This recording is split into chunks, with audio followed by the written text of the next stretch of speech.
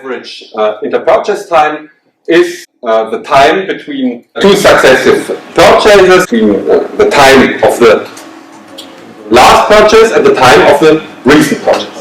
So for example, if the customer bought the 3rd of December, so if he bought the 1st of December, the inter-purchase time would be 2 days. It's very short.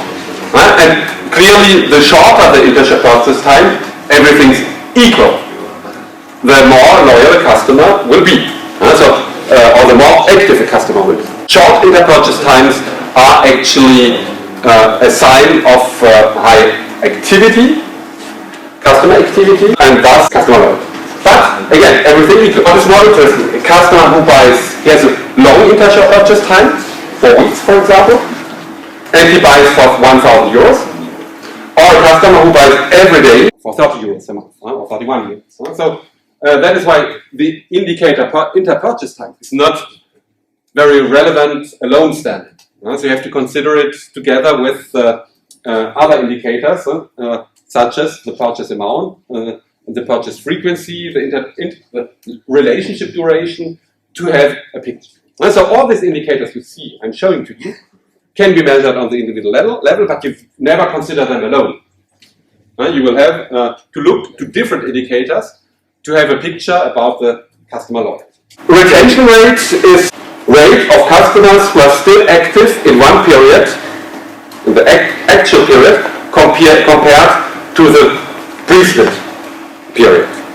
So in other words, you compare your database, you're taking your database or your customer portfolio and you're looking at the customers being active today versus the customers being active in the precedent period.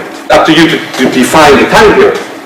In grocery retail, you would say probably a monthly basis, because customers buy several times a month. If you take the example of a car purchase, the observation period would be much longer, because you don't buy a car every week, every month, neither every year.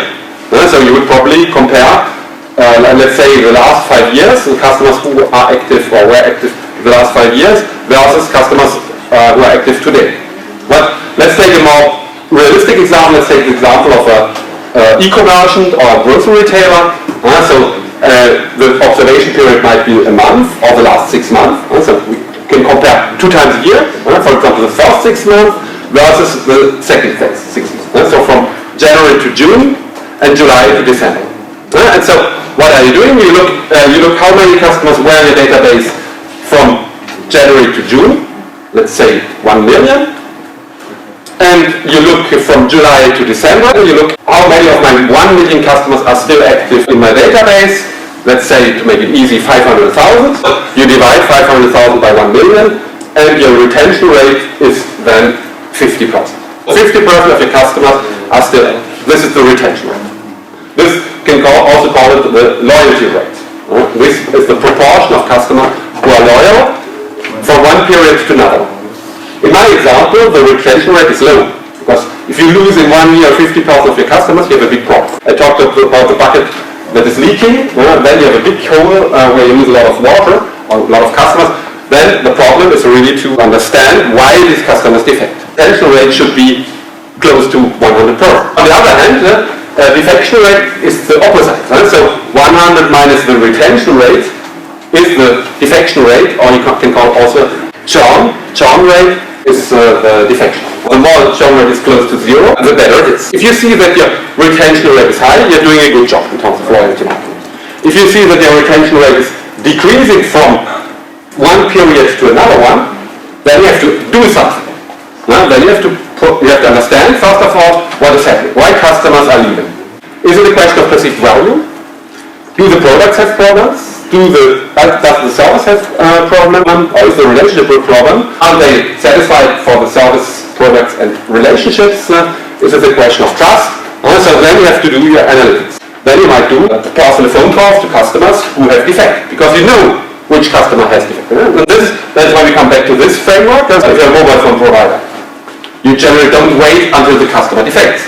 You will contact customers close to the defection rate, the end of the contract, let's say 1 to 2 months before, in order to offer them a new offer to stay loyal. doing loyalty marketing all the time. That is, you might raise up a loyalty program to make him loyal. Or whenever he is interacting with you, he calls you, you are offering him perfect service in order to make him loyal. And you stay loyal because the relationship is good all over the time. If badly treated, then the relationship will not be destroyed in one single moment. But if critical moments are repeated, then the relationship will end. In the grocery retail, it's also a question of continuous loyalty marketing. With loyalty programs, again with service provision, with customer caring, so all these tools are used to make the customers loyal. And if you see that actually this customer is inactive, you might it's a dormant customer, you might try to do customer reactivation. This means that if you think that the customer is valid, then you might contact this customer in order to understand why he or she does not purchase anymore. Then you will see either he moved, either he is dead, either he is dissatisfied, either he has found a new provider where he is doing his purchases, so then you can try to convince him to stay loyal. This is one-to-one. And you take a decision, you won't take a decision as a manager.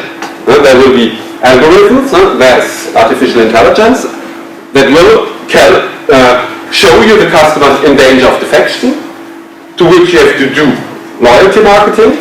They will calculate customers who are worthwhile to do that. Because if this customer is a small customer buying, let's say, 30 euros a month, whereas your average purchase amount is something like 500 euros, then it's not really worthwhile to reactivate this customer. So it's a question of also if the customer is interesting, if it's really worthwhile to make this customer loyal. Our decisions they are taking as a customer relationship manager. It's similar, we will see this today also, customer portfolio management. It's similar with what you're doing in product management. You will look at products as assets, and you will see which products should be maintained, which generate a lot of cash flow with high potential, and you will abandon products with low cash flow and low potential. You know all these BCG, Boston Consulting Group, and McKinsey grids. These are used exactly based on the same reason. You have assets which generate cash flow, which have potential, and according to the cash flow and the potential, you will keep them or you will abandon them.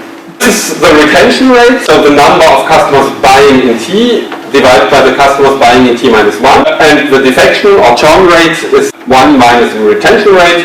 These records come from the internal database.